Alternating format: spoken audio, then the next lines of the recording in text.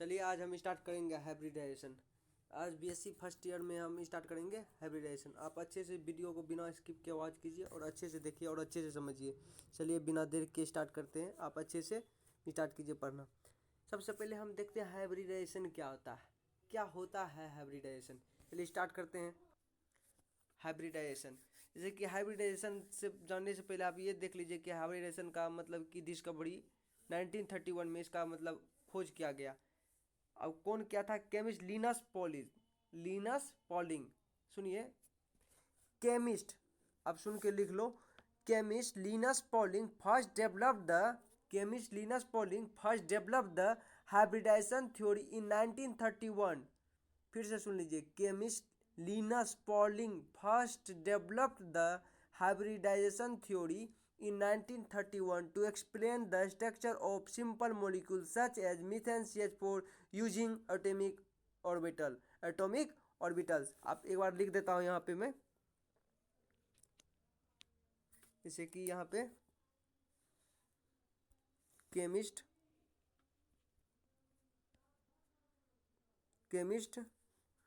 Linus Pauling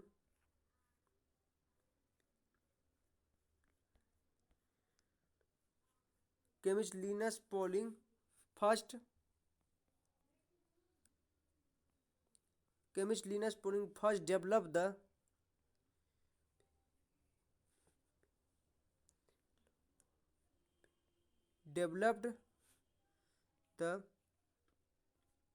develop the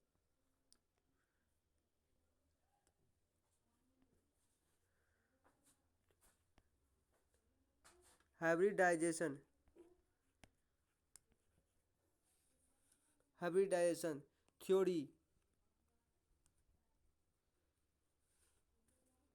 theory in 1931 to explain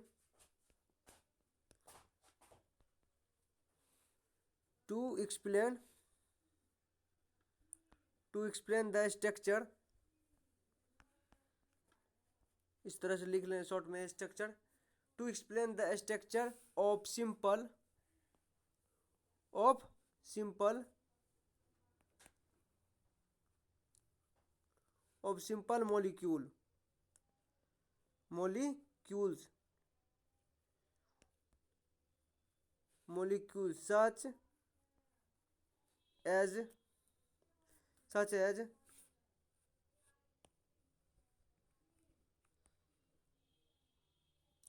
molecules such as methane CH4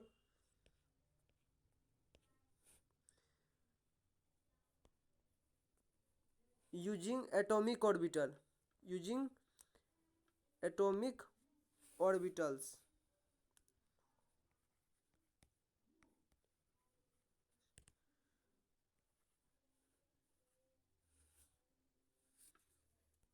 यहाँ पे orbitals लिख देता हूँ।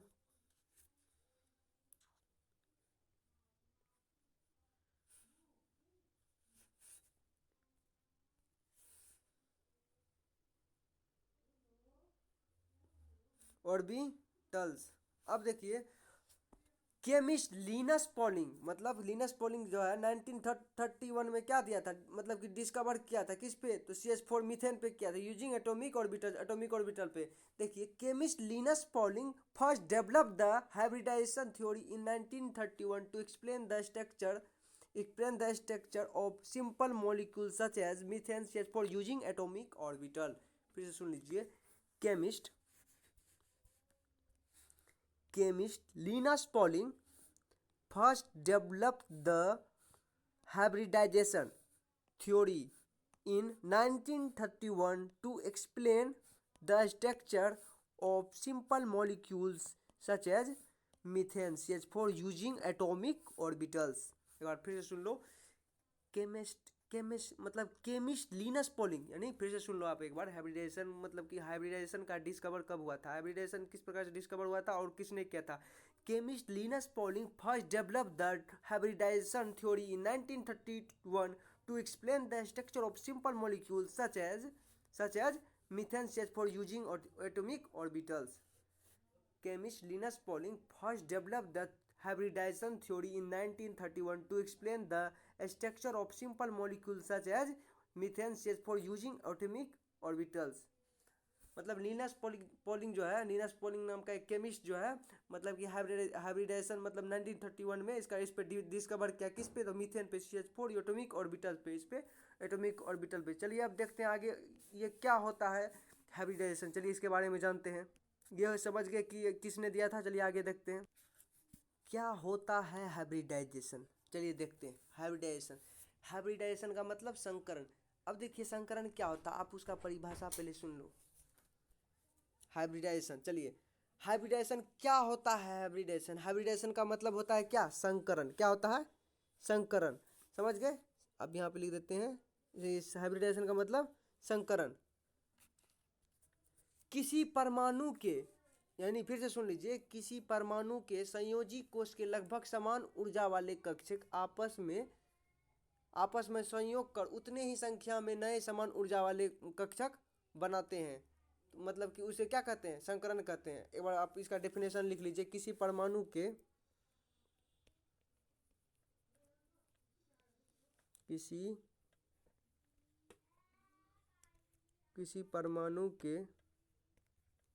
किसी परमाणु के संयोजी कोष के, किसी परमाणु के संयोजी कोष, किसी परमाणु के संयोजी कोष के लगभग, किसी परमाणु के संयोजी कोष के लगभग समान ऊर्जा वाले कक्षक, लगभग समान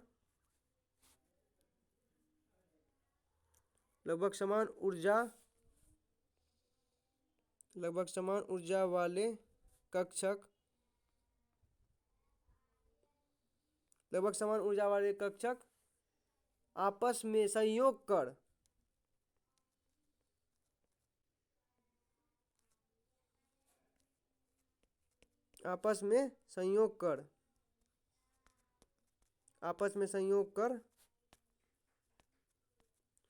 उतने ही संख्या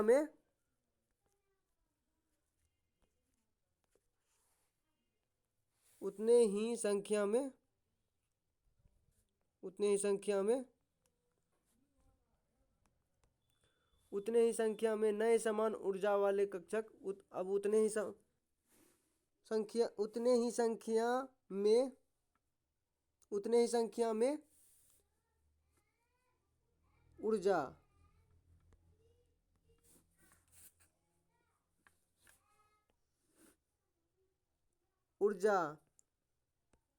आकार तथा समान आकृति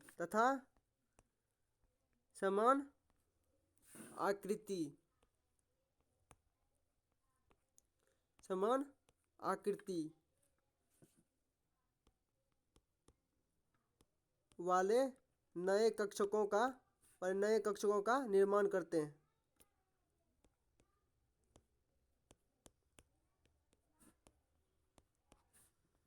नए कक्षकों का निर्माण करते हैं।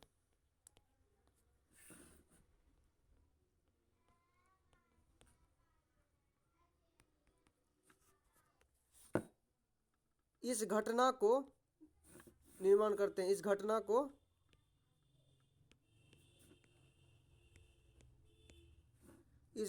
संकरण तथा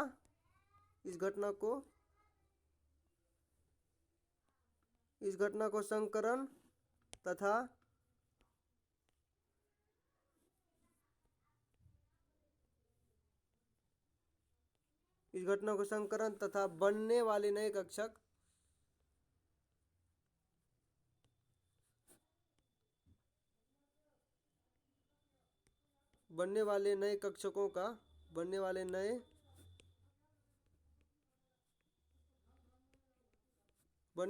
कक्षकों को संकरित कक्षक कहते हैं।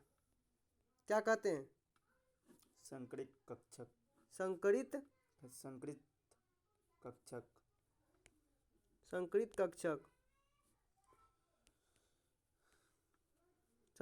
कक्षक कहते हैं। एक बार समझ लो इसको। किसी परमाणु का कोई दो परमाणु नहीं, कोई दो परमाणु नहीं, एक परमाणु, सिंगल परमाणु, एक एटम का बात कर रहे हैं। कोई एक एटम का, किसी परमाणु का मतलब किसी परमाणु के संयोजी कोष के, परमाणु के अंदर जो संयोजी कोष है मतलब कि कोई एक संयोजी कोष, जैसे कि एक संयोजी कोष होगा तो उसी में मतलब कि ये अथी होगा मतलब कि लेप करेगा। किसी परमाणु के संयोजी कोष के लगभग समान ऊर्जा वाले कक्षक, किसी परमाणु का, परमाणु के अंदर संयोजी कोष के लगभग समान ऊर्जा वाले कक्षक, संयोजी कोष का लगभग समान ऊर्जा वाला कक्षक आपस में, लगभग समान ऊर्जा वाला, पूरे समान ऊर्जा वाला नहीं, मतलब जिसमें कि जिसका एनर्जी सपोज करो, जिसका एनर्जी मतलब समझ लो कि 5 है, मतलब मान लो 5 है, दूसरा का भी 5 नहीं होगा, 3 भी हो सकता है, 2 भी हो सकता है, लगभग समान, पूरा समान नहीं। इसका मतलब यही हुआ, किसी परमाणु के संयोजी कोष के लगभग समान ऊर्जा वाले कक्षक आपस में संयोग कर, लगभग समान ऊर्जा वाले कक्षक आपस में संयोग कर क्या होता है, उतने ही संख्या में क्या होता है, संयोजी कर उतने ही संख्या में ऊर्जा आकार समान आकृति वाले नए कक्षकों का निर्माण करता है। उतने ही संख्या में ऊर्जा आकार, ऊर्जा मतलब एनर्जी, आकार मतलब क्या, साइज, आकृति मतलब क्या, शेप, मतलब यह हो गया उतने ही संख्या में ऊर्जा आकार आकृति क्या होता है, नए कक्षकों का निर्माण करता है, आकृति वाले नए कक्षकों का निर्माण करता है। इस घटना को क्या कहते हैं, इस घटना को संकरण, संकरण तथा बनने वाले नए कक्षकों को क्या कहते हैं, बनने वाले नए कक्षकों को क्या कहते हैं, संकरित कक्षक कहते हैं। बनने वाले नए कक्षकों को संकरित कहते हैं। फिर से एक बार सुन लो, किसी परमाणु के किसी एटम के अंदर के संयोजी कोष, किसी परमाणु के अंदर, जैसे कि संयोजी की सब सेल समझता है, सब सेल एसपीडीएफ, हाँ, ऑर्बिटल क्या होता है, डिब्बा, घर, वही मतलब कि समझ लो, अभी बता देते हैं हम, पहले समझ लो, इसे बता देते हैं। किसी परमाणु के संयोजी कोष के मतलब किसी परमाणु के संयोजी कोष पे, चलो दिखाते हैं कैसे, जैसे कि यहाँ पे देख लो, जैसे कोई परमाणु के संयोजी कोष के लगभग समान ऊर्जा वाले कक्षक, यहाँ पे देख लो। अब यहाँ पे सपोज यहाँ पे कोई परमाणु है, यहाँ पे सबसे पहले देख लो सब सेल क्या होता है, सब सेल, ये हो गया ऑर्बिटल। सब सेल क्या होता है, सब सेल हो गया तुम्हारा क्या, सब सेल हो गया एस पी डी एफ, इसको बोलेंगे सब सेल। अब एस में, अब ऑर्बिटल क्या होता है, पी में कितना होता है, 3, 2, डी में कितना होता है, 6, 1 2 3, 1 2 3 4 5 होता है। एफ में कितना होता है, एफ का यहाँ लिख देते हैं, एफ का कितना होता है, एफ सब सेल का 7 7, और कितना होता है सब सेल कितना होता है, ऑर्बिटल कितना होता है, 7, ये हो गया सब सेल, एसपीडीएफ क्या हो गया, सब सेल हो गया, ये सब सेल हो गया, ये ऑर्बिटल हो गया, इसका 1 हुआ, इसका 3 हुआ, इसका 5 हुआ, 1 2 3 4 5, और इसका एफ का कितना हो गया 7, 1 2 3 4 5, 1 2 3 4 5 6 7, 7 हुआ, मतलब इसका 7 हुआ, इसका कितना हुआ 5 हुआ, इसका 3 हुआ, इसका 1 हो गया। सब सेल कितना, सब सेल को एसपीडीएफ को सब सेल बोलेंगे। ये ऑर्बिटल हो गया, क्या हो गया, ये ऑर्बिटल हो गया। ऑर्बिटल में एस में क्या कितना ऑर्बिटल 1, पी में कितना ऑर्बिटल, पी सब सेल में कितना ऑर्बिटल 3, डी सब सेल में कितना ऑर्बिटल 5, और एफ सब सेल में कितना ऑर्बिटल 7, ये हो गया। अब हम क्या पढ़ रहे हैं, किसी परमाणु के संयोजी कोष। अब देखो संयोजी कोष क्या होता है वो देख लेते हैं। अब देखो किसी परमाणु का बोल रहे हैं, अब ये हो गया, ये क्या हो गया, प्रोटॉन हो गया तुम्हारा, पॉजिटिव चार्ज है इस पे, क्या, किसी परमाणु का, किसी परमाणु के अंदर का बोल रहे हैं, किसी एक परमाणु,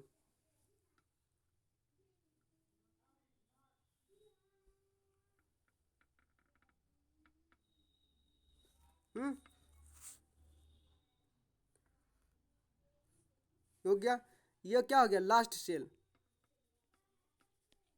लास्ट सेल इसको बोलेंगे, क्या बोलेंगे, ये क्या हो गया, लास्ट सेल। लास्ट एसपीडीएफ तुम देखे थे, एसपीडीएफ में अब सपोज करो यहाँ पे हम बताते हैं कि हम बोल रहे हैं किसी परमाणु का, कहने का मतलब किसी परमाणु का, यहाँ पे देख लो, किसी परमाणु के, किसी परमाणु के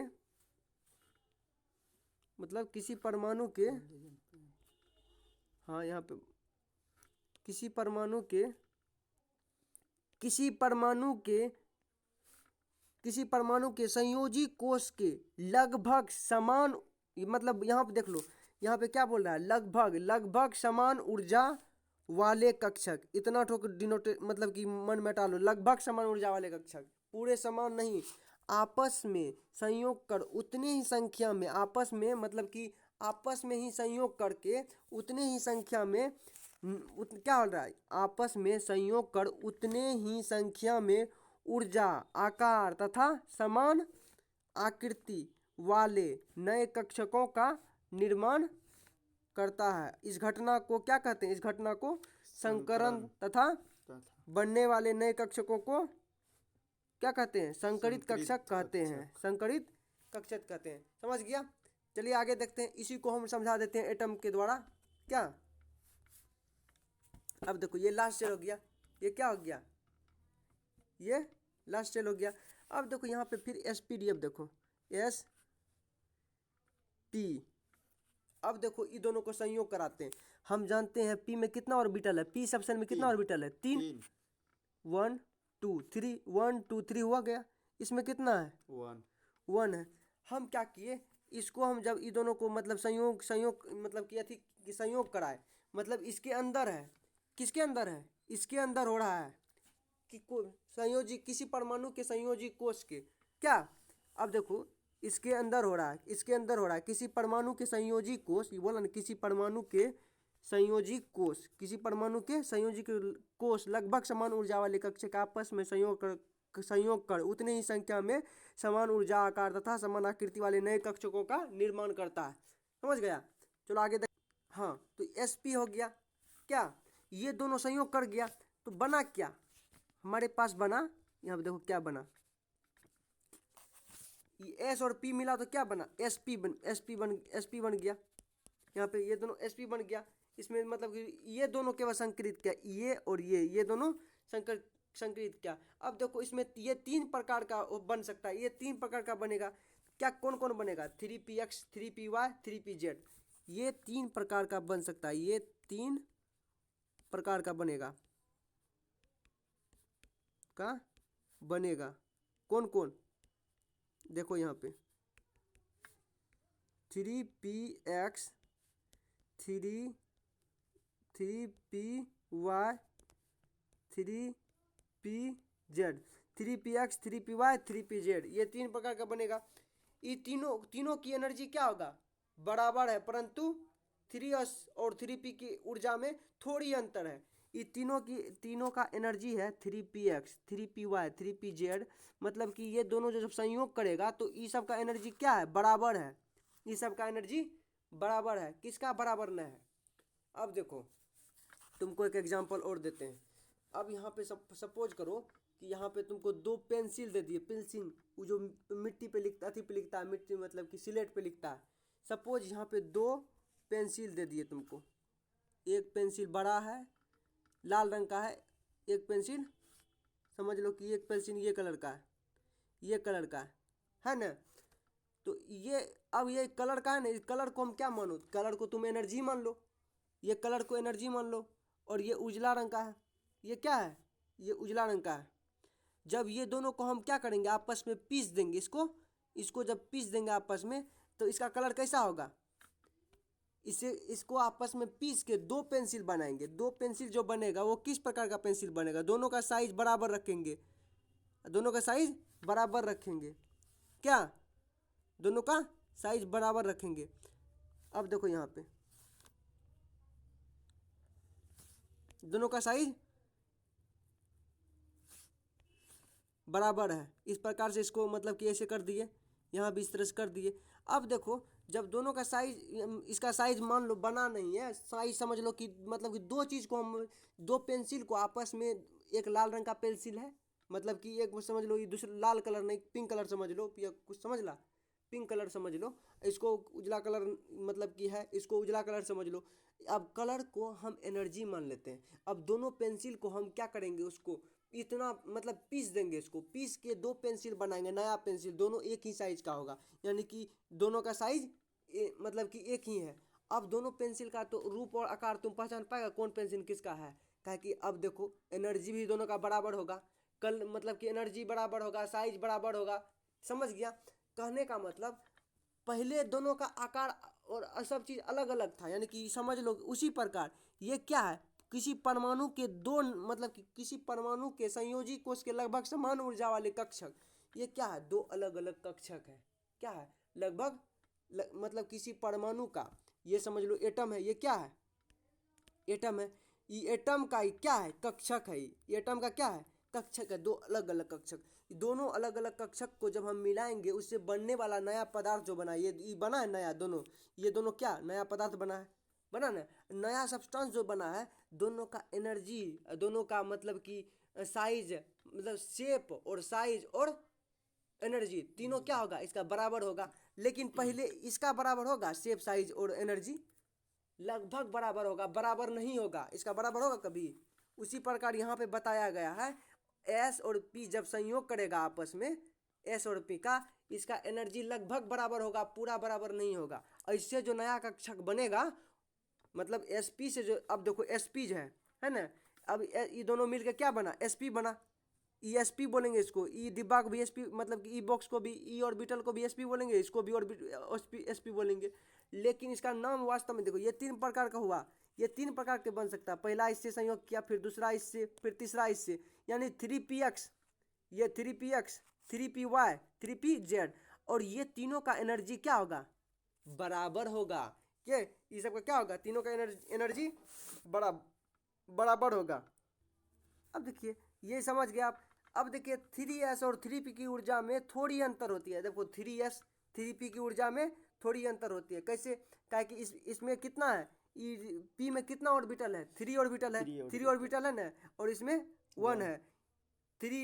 3s और 3p दोनों मिलने के बाद क्या होगा, 3s और 3p, ये दोनों का एनर्जी क्या, ये दोनों का एनर्जी में क्या होगा, थोड़ी अंतर होगा, थोड़ा थोड़ा सा अंतर होगा, लगभग समान ऊर्जा कहा गया है, ये दोनों को इसलिए लगभग समान ऊर्जा कहा गया, लगभग समान ऊर्जा, पूरा समान नहीं। चलिए आगे देखते हैं, अब संकरण का नियम देख लेते हैं।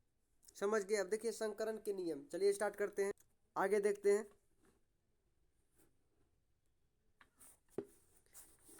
संकरण के नियम में, संकरण में लगभग समान ऊर्जा वाले कक्षक, यानी संकरण में लगभग समान ऊर्जा वाले कक्षक भाग लेते हैं। आप इस तरह से नोट बना के याद कर लो। अब देखिए दूसरा देखिए, दूसरा टॉपिक 1 में संकरण में लगभग समान ऊर्जा वाले कक्षक भाग लेते हैं। अब जितने कक्षक भाग लेते हैं, अब देखिए दूसरा में जितने कक्षक भाग लेते हैं उतने ही नए संकरित कक्षक का निर्माण होता है, दूसरा में। अब तीसरा देखते हैं, इसी तरह आप नोट मतलब कि 1 2 3 करके याद कर लो संकरण के नियम में। अब तीसरा देखिए, संकरित कक्षक की आकार आकृति ऊर्जा, संकरित कक्षकों की आकार आकृति ऊर्जा समान होती है। अब देखिए आकार, शेप साइज एंड क्या, एनर्जी, शेप साइज, आकृति का मतलब क्या हो गया, शेप का मतलब हो गया आकार, साइज हो गया आकृति, शेप साइज और एनर्जी तीनों क्या होता है, समान होती है। संकरित कक्षकों की आकृति समान होती है। चलिए आगे देखते हैं। अब यहाँ देखिए संकरित कक्षक आपस में अब यहाँ पर देखिए संकरित कक्षक आपस में अधिकतम दूरी वाले कोष बनाते हैं।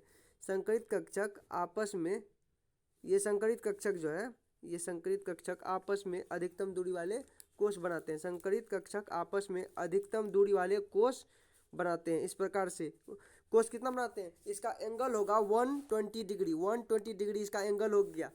संकरित कक्षक आपस में अधिकतम दूरी वाले कोष बनाते हैं। समझ गए? चलिए आगे देखते हैं। और देखो संकरण में कक्षक भाग लेते हैं। संकरण में पांचवा नियम देखो, मतलब संकरण के नियम में पांचवा नियम में क्या है, संकरण में कक्षक भाग लेते हैं। संकरण में कौन भाग लेते हैं, कक्षक भाग लेते हैं, ना कि इलेक्ट्रॉन।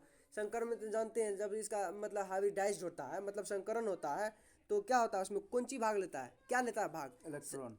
इलेक्ट्रॉन लेता है। इलेक्ट्रॉन नहीं, इसमें कक्षक भाग लेते हैं। कक्षक भाग लेते हैं। हाँ, उसमें क्या लेते हैं, इसका कक्षक भाग लेते हैं, ना कि इलेक्ट्रॉन भाग नहीं लेते हैं। इलेक्ट्रॉन भाग नहीं लेते हैं, इलेक्ट्रॉन नहीं भाग लेते हैं, संकरण भाग लेते हैं, मतलब कि कक्षक भाग लेते हैं। मतलब संकरण में कक्षक भाग लेते हैं, ना कि इलेक्ट्रॉन।